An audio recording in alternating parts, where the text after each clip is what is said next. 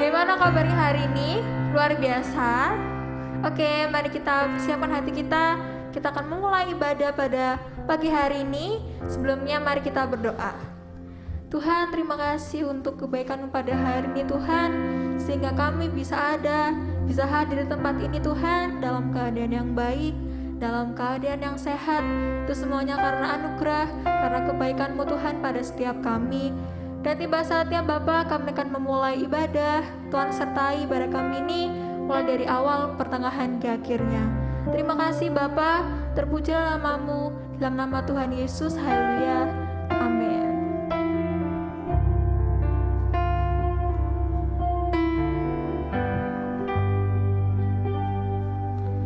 Dengan segenap hati dan jiwaku, datang padamu dalam kerinduan. Kasih-Mu yang sanggup mengubahku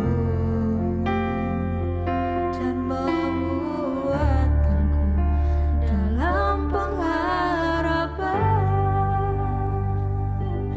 Yesus Allah bermata dunia tak dapat menggantikanmu. Kemuliaan-Mu tercurah bagiku, menjadikanku indah dan semakin indah bagimu. Mari kita nyanyikan sekali lagi adik-adik ya. Katakan dengan segenap hati dan jiwa. Dengan segenap hati dan jiwaku, ku datang padamu Tuhan. Ku datang padamu dalam kerinduan. Kasih-Mu yang sanggup mengubahku dan menguatkanku dalam pengharapan.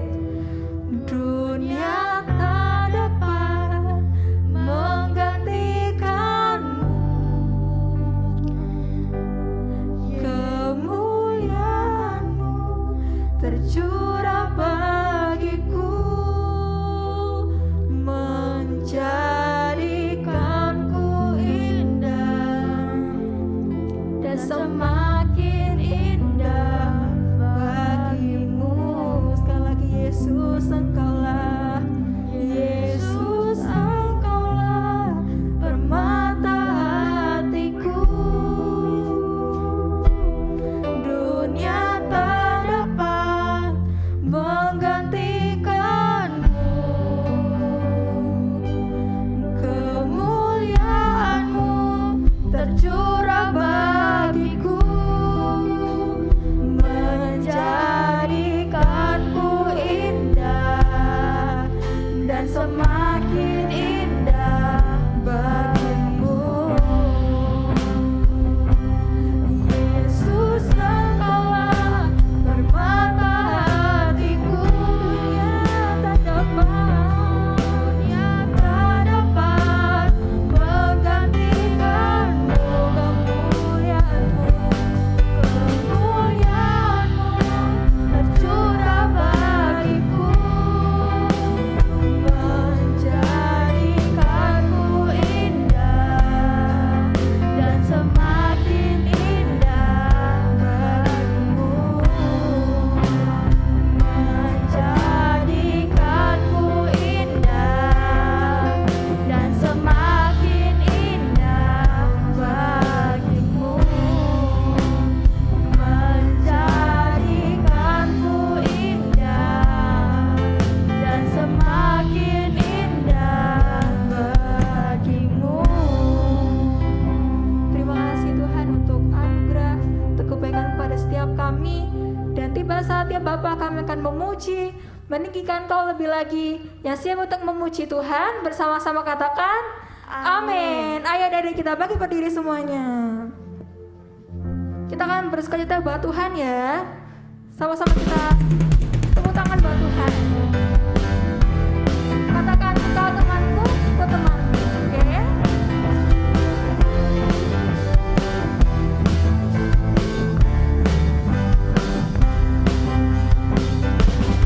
Katakan kau temanku, temanku, kita selalu bersama. Seperti apa? Seperti mentega dengan roti. Sekali lagi. Kau temanku, temanku, kita selalu bersama. Seperti apa? Jalanan dengan baju. Ku akan selalu menolongmu, mendorongmu terus maju. Bila kau sakit, ku akan mendoakanmu. Dalam Tuhan setia. Kau temanku, temanku, kita selalu bersama. Seperti apa? Seperti mentega dengan roti. Sekali lagi. Kau temanku, temanku, kita selalu bersama. Seperti celana dengan baju. Ku akan selalu mendorongmu, mendorongmu terus maju. Dan bila kau sakit, ku akan mendoakanmu. Pada siapa? Pada Tuhan. Kepada Tuhan. Kepada Tuhan. Masih semangat adik-adik? Masih? Ini udah sarapan atau belum? Sudah? Lebih semangat lagi mau? Oke, kita semangat lagi ya buat Tuhan adik-adik. Sama-sama kita nyanyikan Yesus pokok dan kita lancaran.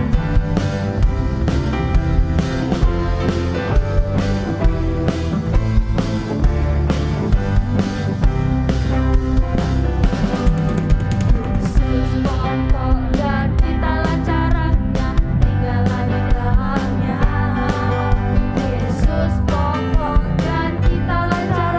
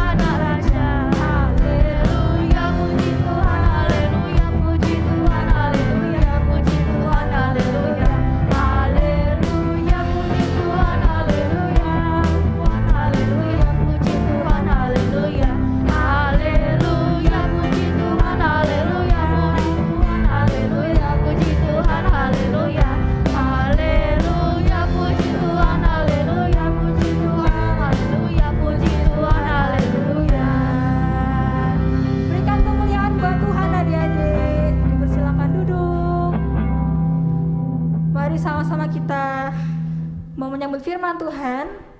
Kita persiapkan hati kita untuk kita menerima firman Tuhan.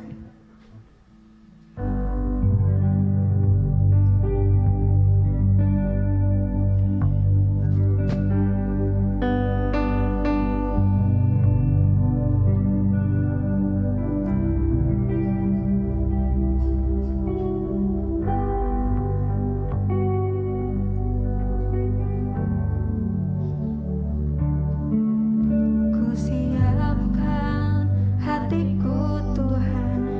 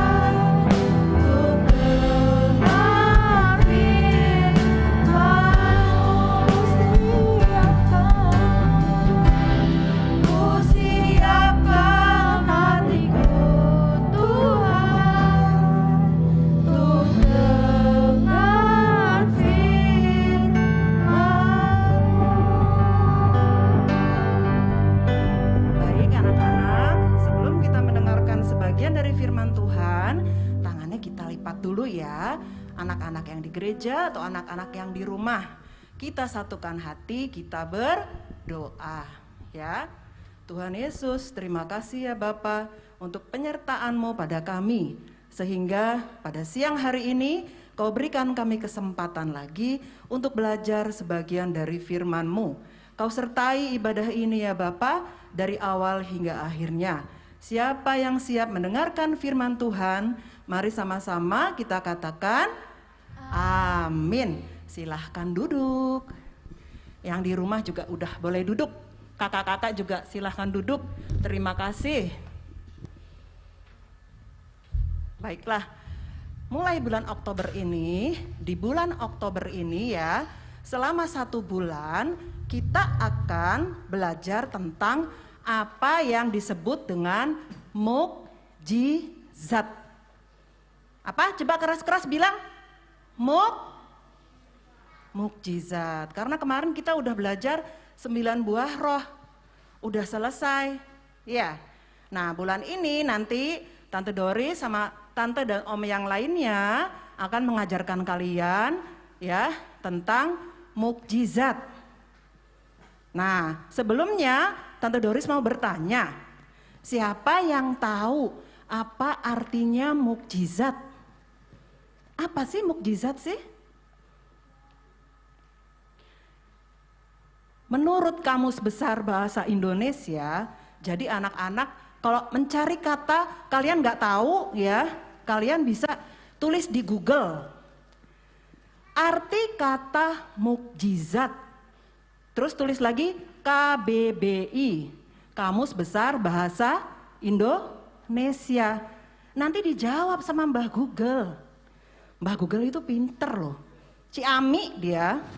Ya, Tante cari di Google, ternyata jawabannya mukjizat itu adalah kejadian atau peristiwa ajaib yang sukar dijangkau oleh kemampuan manusia. Artinya mukjizat itu nggak bisa kita pikirin, nggak bisa kita bayangin. Kok bisa ya terjadi seperti itu? Mukjizat itu yang melakukan adalah Tuhan. Tante mau ngajak kalian supaya tahu ternyata mukjizat itu ada dalam beberapa bahasa. Dalam bahasa Indonesia ya mukjizat. Dalam bahasa Inggris disebut miracle. Apa? Miracle. Dalam bahasa Latin ada namanya miraculum. Dalam bahasa Ibrani ada juga loh, ya. Tapi mukjizat dalam bahasa Ibrani itu terdiri dari 2 kata, ot sama moped. Ot artinya tanda, moped artinya keajaiban. Selain dari bahasa Ibrani ada juga dari bahasa Yunani. Ya, dalam bahasa Yunani mukjizat itu ada 3. Dunamis artinya dahsyat. Semion artinya tanda atau petunjuk arah. Dan yang ketiga teras. Bukan teras rumah kita loh, bukan. Ya, teras artinya sesuatu yang luar biasa. Jadi semuanya tadi dari semua bahasa yang sudah kita dengar, ya, mukjizat itu disimpulkan sebagai apa? Sesuatu yang di luar kemampuan manusia, sesuatu yang dahsyat, sesuatu yang ajaib, sesuatu yang keren, yang hebat, yang spektakuler. Ya. Nah, Tante mau kasih tahu. Mungkin ada yang bertanya, Tante, apa sih tujuannya Tuhan Yesus membuat mukjizat? Untuk apa sih Tuhan Yesus membuat mukjizat itu? Tuhan Yesus membuat mukjizat itu ada tujuannya. Tuhan Yesus nggak mungkin melakukan sesuatu yang tanpa tujuan. Tante tulis di sini beberapa tujuan Tuhan Yesus membuat mukjizat. Dengar ya. Nanti selesai ibadah Tante tanya, siapa yang bisa 5 orang Tante kasih hadiah. Dengerin. Ya, selesai ibadah jangan pulang dulu. Tante kasih pertanyaan nanti. Dengerin makanya ya. Yang pertama, tujuan Tuhan Yesus membuat mukjizat adalah untuk menunjukkan bahwa Yesus adalah Tuhan yang peduli. Yesus itu Tuhan yang peduli. Ya. Yang kedua, untuk mengajak orang-orang yang belum percaya kepada Yesus untuk bertobat. Supaya orang-orang yang belum percaya itu bertobat, itu yang kedua. Yang ketiga, Tuhan Yesus mau memberi ketenangan. Ya, mau memberi ketenangan, akhirnya dengan bantuan mukjizat dari Tuhan Yesus, orang-orang yang sakit disembuhkan, yang punya masalah diselesaikan. Jadi tenang apa enggak?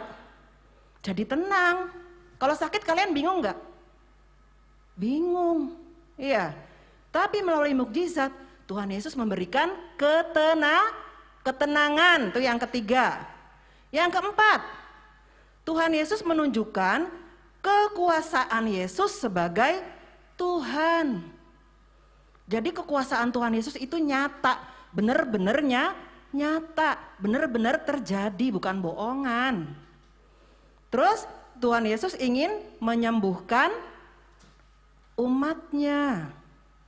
Ya, Tuhan Yesus ingin menyembuhkan umatnya. Tuhan Yesus gak mau kita sakit. Walaupun sembuh bukan hanya dengan mukjizat, tapi salah satu tujuan mukjizat adalah Tuhan Yesus ingin menyembuhkan. Ya, terus apa sih bentuk-bentuk mukjizat? Apa aja sih mukjizat Tuhan Yesus itu? Tante nyebutin bagian besarnya aja ya. Nanti yang jelasin Tante sama om yang lainnya juga, ya.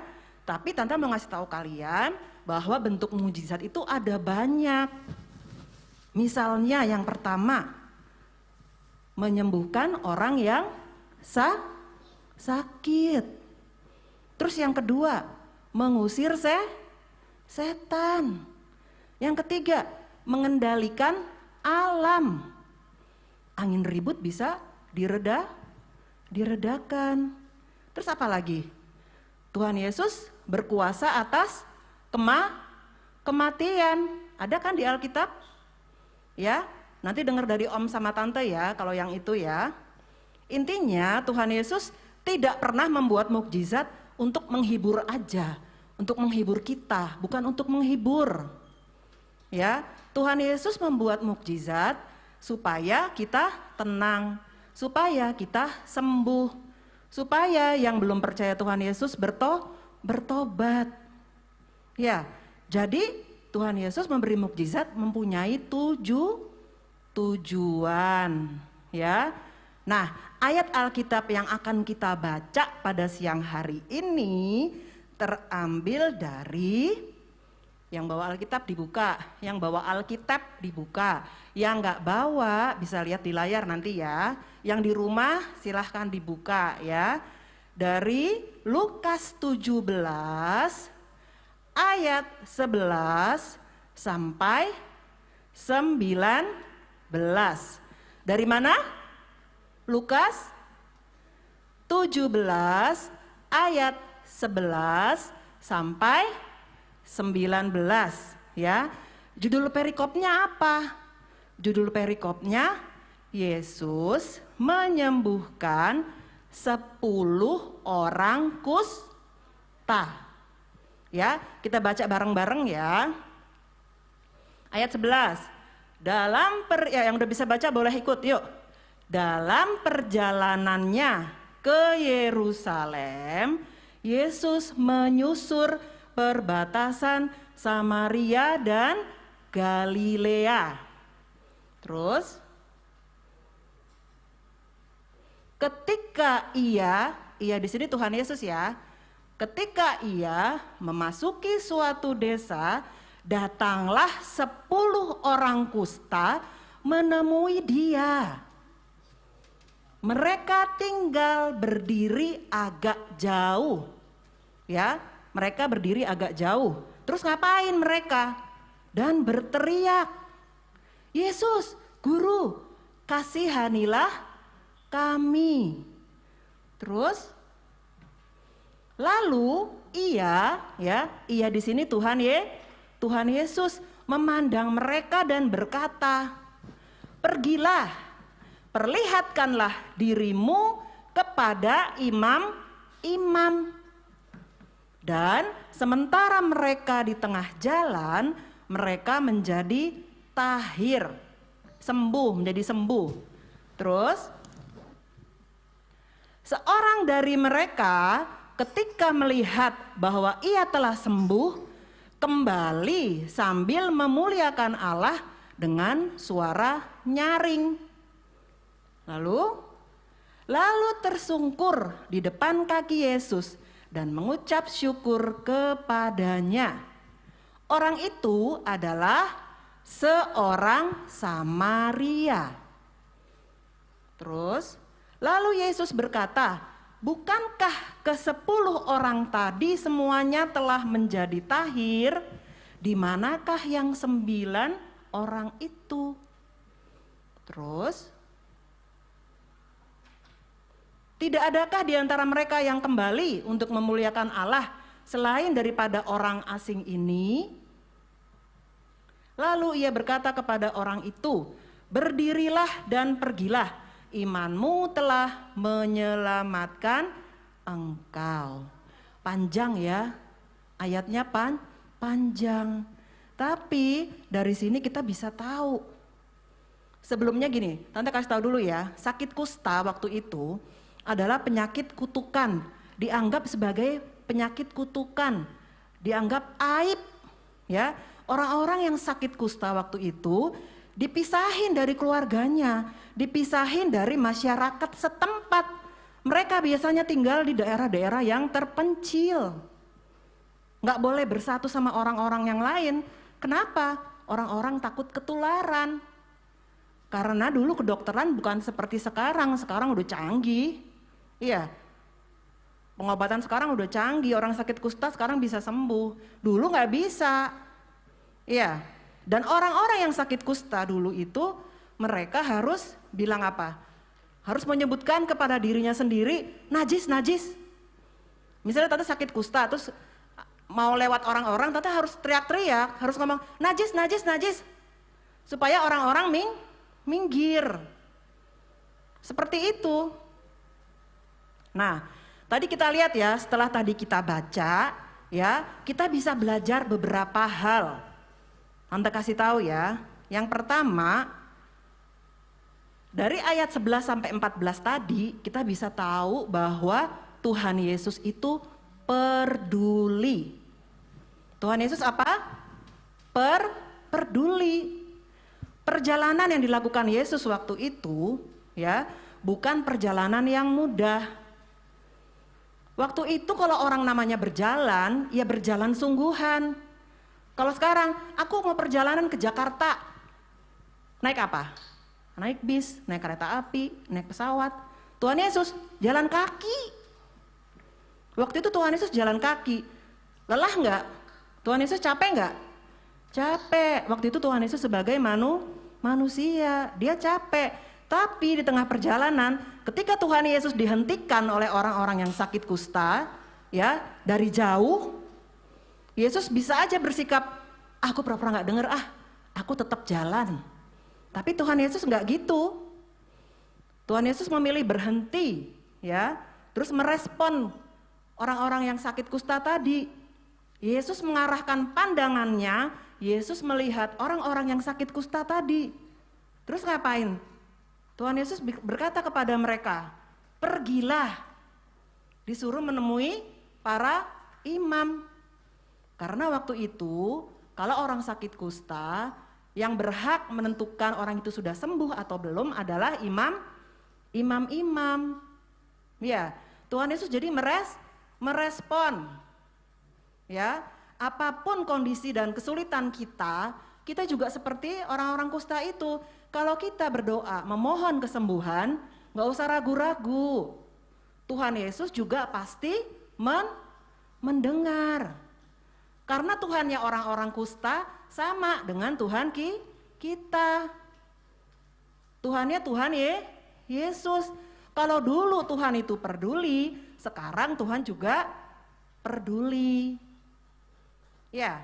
Terus yang kedua, orang yang sakit kusta itu berseru dari mana? Dari jauh apa dari dekat tadi? Dari jauh. Orang kusta itu sadar diri bahwa mereka tidak boleh dekat-dekat. Makanya mereka panggil Tuhan Yesus dari jauh. Terus mereka minta apa? Minta dikasihani. Tuhan kasihanilah kami. Mereka minta disembuhkan. Mereka tuh sadar diri. Kita juga harus sadar diri. Kalau kita berdoa jangan gini. Tuhan, aku minta sepeda, berkati mama, melek, masih belum ada sepeda. Terus kita gondok sama Tuhan. Gak boleh gitu, harus sabar. Yang pasti Tuhan Yesus itu mendengar doa kita. Dia menjawab, tapi di dalam waktu dan caranya tuh Tuhan. Kita gak tahu Tuhan menjawabnya kapan. Kita harus sabar. Ya. Terus yang ketiga, ternyata 10 orang kusta tadi mengenal siapa Yesus. Kok kenal tante, dari mana? Buktinya, waktu mereka melihat Yesus, mereka memanggil. Iya, mungkin mereka kenal dari apa? Dari cerita-cerita orang. Yesus itu bisa menyembuhkan loh. Akhirnya mereka cari Yesus. Begitu Yesus ada, mereka panggil. Ya, kita juga gitu. Ketika kita sudah tahu Yesus itu Tuhan, kita percaya Yesus itu Tuhan, kalau kita mengalami kesulitan, kita sakit atau dalam segala macam pergumulan, panggil. Kapan panggilnya? Terserah kita. Tuhan Yesus 24 jam bersedia kita panggil. Lalu ada lagi, ternyata ya 10 orang tadi itu yang sakit kusta itu taat. Kok tahu mereka taat? Iya, mereka itu taat. Buktinya ketika Tuhan Yesus berkata kepada mereka, pergilah, perlihatkan dirimu kepada imam-imam, ke 10 orang kusta itu langsung melakukannya. Mereka enggak bertanya-tanya, ngapain ya kita ke rumah imam? Kan dia kan Tuhan, harusnya kan dia bisa menyembuhkan. Ngapain aku mesti ke rumah imam? Enggak gitu kan? Mereka langsung jalan. Mereka langsung mengikuti apa yang Tuhan Yesus suruh. Enggak tanya-tanya, enggak eker-ekeran. Iya, akhirnya setelah mereka mengikuti apa yang Tuhan Yesus bilang, di tengah perjalanan sebelum sampai ke rumah imam-imam, ternyata mereka sudah tahir. Mereka sudah sembuh. Ternyata Tuhan Yesus itu bekerja, membuat mukjizat buat 10 orang yang sakit kusta. Belum sampai ke rumah imam, di tengah jalan udah sembuh. Itu loh hebatnya Tuhan kita. Ya. Dari sini kita juga harus belajar mengikuti taatnya 10 orang kusta. Tuhan Yesus suruh kita berdoa, ya kita harus berdoa. Tuhan Yesus minta kita membaca firman-Nya, mengikuti ajarannya, kita juga harus taat. Ya, kalau kita taat ada berkat yang mengikuti. Kalau kita taat, Tuhan pasti menjawab doa kita. Sama seperti 10 orang kusta. Lalu ada apa lagi ya dari cerita itu? Ada ucapan syukur dan terima kasih. Dari siapa? Tadi kan ada 10 orang yang sakit ya. Di tengah perjalanan mereka sembuh. Ada berapa orang yang balik ke Tuhan Yesus? Ada berapa orang? 1. Dari 10 orang yang kembali ke Tuhan Yesus cuman 1. Ngapain? Kita lihat di ayat 15-17 ya. Ketika di tengah perjalanan, ke-10 orang kusta ini menjadi tahir, menjadi sembuh.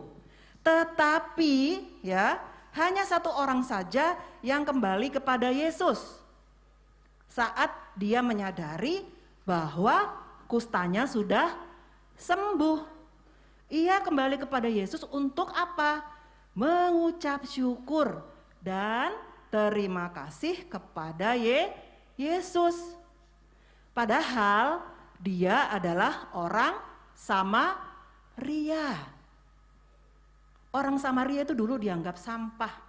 Orang Samaria itu dianggap pendosa, dianggap tidak berkelas. Ya, tetapi ternyata satu orang Samaria ini tahu bersyukur, tahu berterima kasih. Ia tidak lupa diri. Dia berdoa, Tuhan menjawab, terus dia lali lupa. Enggak. Ya, dia ingat siapa yang menyembuhkan aku. Aku harus mengucapkan terima kasih. Aku harus bersyukur.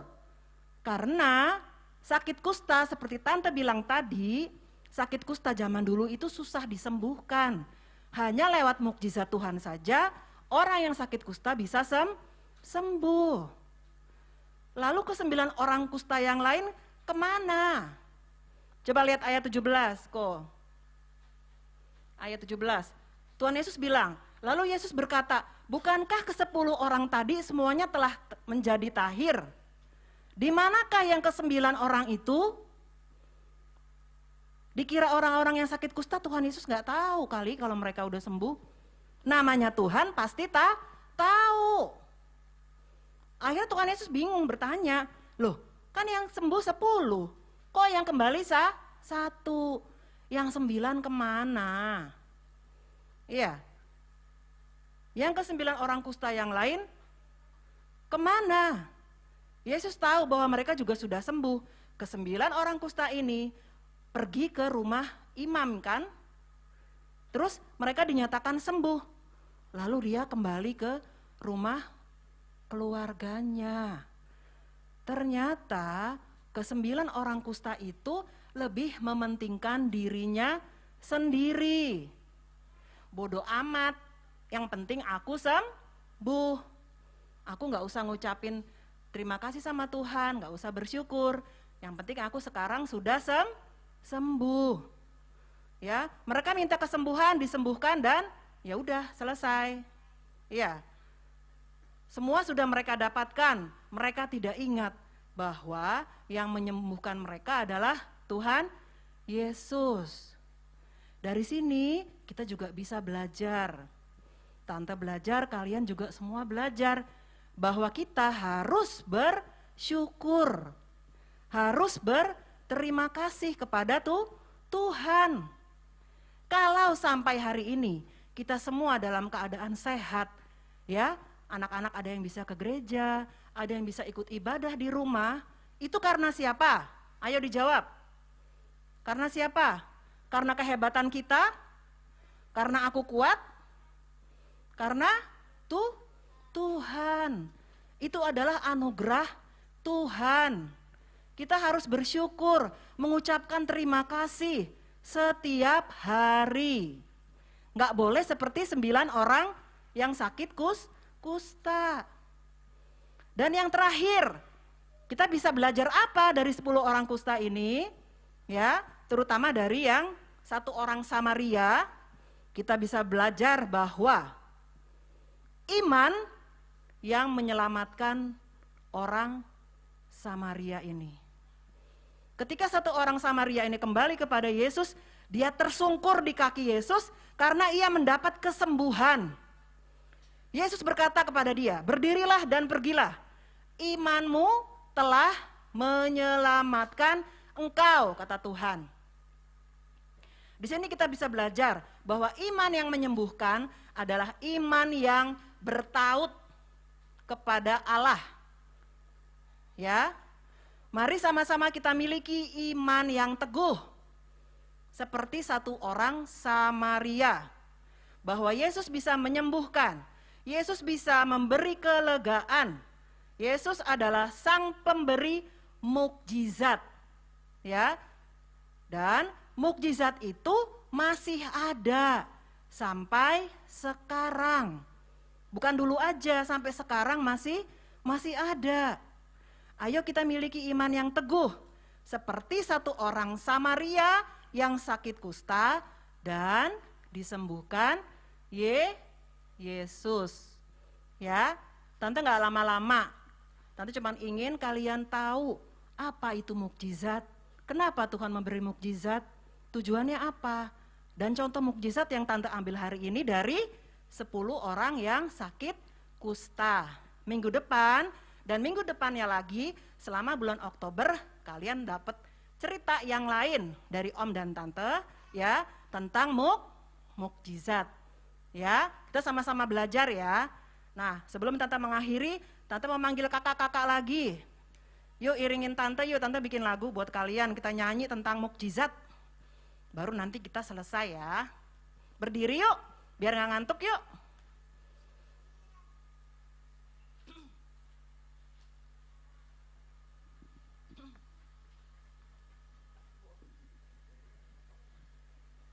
Nyanyinya sambil baca gak apa-apa, nih lagunya baru Tante bikin tadi pagi juga. Ya. Kita belajar tentang mukjizat lewatlah lagu. Biar inget di sini. Ya. Ayo sekarang colek temennya, bilang jangan ngantuk. Colek temennya di sebelahnya, jangan ngantuk. Ya, jangan ngantuk. Nyanyi bareng, ya.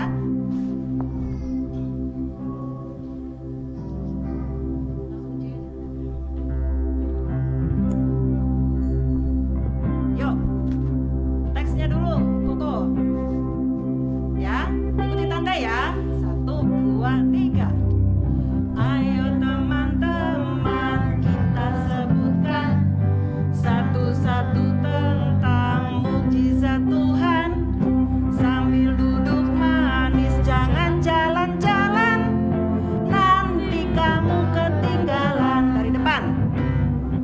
Ayo teman-teman kita sebutkan satu-satu tentang mukjizat Tuhan. Sambil duduk manis jangan jalan-jalan, nanti kamu ketinggalan. Air diubah jadi anggur, orang yang lumpuh bisa berjalan. Badai Tuhan redakan, orang buta bisa melihat. Apalagi orang yang mati Dia bangkitkan, orang yang bisu bisa bicara, orang yang kusta Ia tahirkan, dan masih banyak yang lainnya. Dari depan ya. Ayo teman-teman kita sebutkan satu-satu tentang mukjizat Tuhan. Sambil duduk manis jangan jalan-jalan, nanti kamu ketinggalan.